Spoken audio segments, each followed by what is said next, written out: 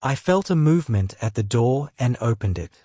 The parcel delivery was scheduled for that time. A beautiful young woman about 25 years old appeared at the door and waved with joy, saying, "You are at home, best wishes for a good day." She introduced herself, saying, "I am Jenny." She placed the package under the plate with the house address, took a photo, and left waving her hand. Here no one rings the bell and waits for someone to come out. This photo is sent immediately as confirmation to the one who ordered. Usually during the day the house is empty. Whether men or women, the owners leave with their dogs in search of livelihood. When she expressed surprise that I was at home, I felt like stopping her and saying, "I have stayed at home all my life." In Islam, support is the responsibility of men. Our father alone carried the burden of a family of 10 with happiness. By the time he retired, my brothers, by the grace of God, had become capable.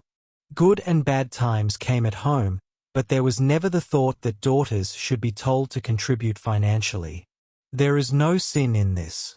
These are our highest values, that parents do not put the burden of livelihood on daughters.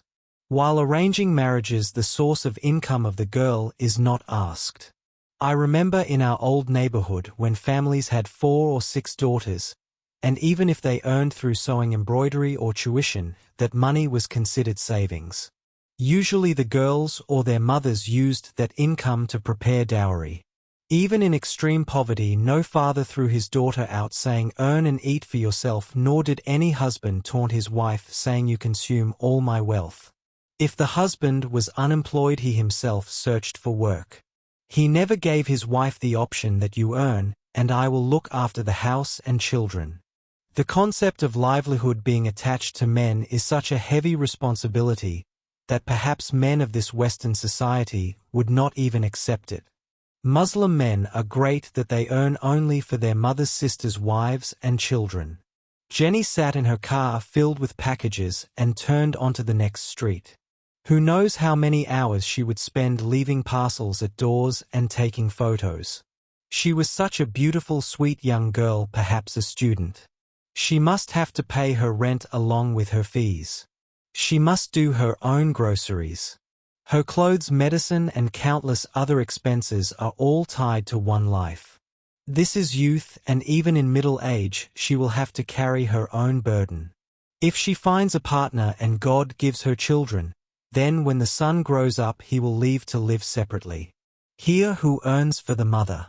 On Mother's Day, she only receives chocolates and a bouquet with wishes. After all, a mother is just a mother. We are Muslim women. Husbands bring their salaries and hand them over to their wives. They even ask their wives for their own needs. They endure loneliness in foreign lands and tell their wives, "Do not let there be any shortage at home." Most husbands do not even ask where it is spent. Brothers spend generously on their sisters. Sons do not expect their mothers to manage their own livelihood after living under the care of father, brothers, and husband all her life. No son ever says, "We do not have bread for you." A Muslim woman lives within such a strong protection. She spends her life with these 4 relationships, living like a queen.